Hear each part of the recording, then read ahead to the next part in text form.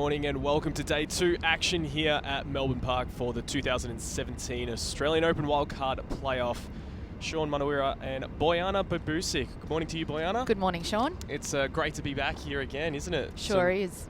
Quality tennis we're expecting today, but today it's the girls' turn to get to the courts. It's the first round of the Women's Wildcard Playoff and an opportunity for 16 women to progress into the quarterfinal and potentially win a wildcard into the Australian Open next year. So a couple of these girls were, of course, in the under-18s that we'll chat about in a moment, but this is our schedule of play for today. So coming up, first up on court, we'll see Sarah Tomic versus Madison Inglis. How do you see that one going? Two young girls, they actually played against each other last week in the 18 and under nationals, and Maddie Inglis got over the line in straight sets. But look, different tournament, it's a new week, you never know what can happen. And then the New South Welshman in Angelique Sivanos versus Alison Bai, the number 2 seed. Yeah, Alison's been on the tour for a long time. Angelique Sivanos is still quite young, early 20s, but yeah, experienced player Alison, and she's been in this tournament a fair few times. Yeah, you're right, the 26-year-old there. And our number 1 seed, we've got Arina Rodionova from Victoria versus another Vic in Belinda Woolcock. I'm really looking forward to this match. Arina lost in the finals of the playoff last year. Belinda currently playing for the University of Florida in the States. So look, both very competitive, and this will probably be the one to watch today. Yeah, no stranger to the wildcard playoffs, Rodionova. And our final match on the Marathon Court 8 that we're dubbing is Tammy Patterson from Victoria and Abby Myers. Two big hitters of the game. Tammy played in the Australian Open this year, struggled a little bit with injuries. Nice to see her back on court, and Abby, she can beat anyone on any given day, so watch out for that one. Patterson, of course, getting to the Australian Open last year with a discretionary wildcard, but has to play the playoff to try and earn a spot. There was, of course, some big matches yesterday, as we did mention. It was the guys. We had 3 matches on our centre court, with the guys playing the best of 5 sets, and we did dub it Marathon Court 8 because our first match was Andrew Whittington getting over the top of Max Purcell. Got the first 2 sets. What happened there, Bodge? Well, he looked in fair control in those first 2 sets. Not much Max could do, but to his credit, the 18-year-old fought his way back, won the next 2 sets, but then, as Andrew said yesterday, a little bit of experience got him across the line in that 5th set. The number 1 seed there progressing through. It was then, as we said, a fiery encounter. We did hear Marinko chatting to the flies a little bit, but it didn't help him because he was on song in the first 2 sets, and the flies started to really bug him, didn't they, as Omar Yasika did what he needed to do. It was an impressive display from Omar yesterday. Nice to see Marinko back on court, and we thought, you know, after the first 2 sets it could have been the old Marinko that we're used to, but credit to Omar, he fought his way back, and you know, once he got that 4th set he was in control and took away that 5th set as well. And then our number 2 seed, Sam Groth, the former top 60 player in the world, taking on Dane Kelly, and we did have a watch of this match for a fair chunk of that first part, but as you can see, 10-8 in the 5th. Bodge, what a match that was. That was an epic match, and Sam looking to try and get back his form that he had in 2014 and 2015, and not surprised by the scoreline, a few tie breaks, and what about 10-8 in that 5th set. So good for Sam to get across the line, but key for him is to get that body recovered for Wednesday. No players like to jump into an ice bath with their legs, but I think his right arm with that serving motion would need to get into an ice bath of its own, wouldn't it? Absolutely. It was hot conditions yesterday, and today doesn't look to be any different. In fact, a little bit warmer, and as you said, Bodge, as you were walking in, a little bit windier than yesterday as well. Sure is. That the wind's quite gusty. I was out there a little bit earlier watching some of the other junior matches, and yeah, tough conditions out there with the heat and the wind, but these players would be used to playing in these types of conditions. Possible late shower. I mean, it's only a 20% chance, but it wouldn't be good if any players need to have a bit of a delay with the weather. I mean, it's typical Melbourne, isn't it?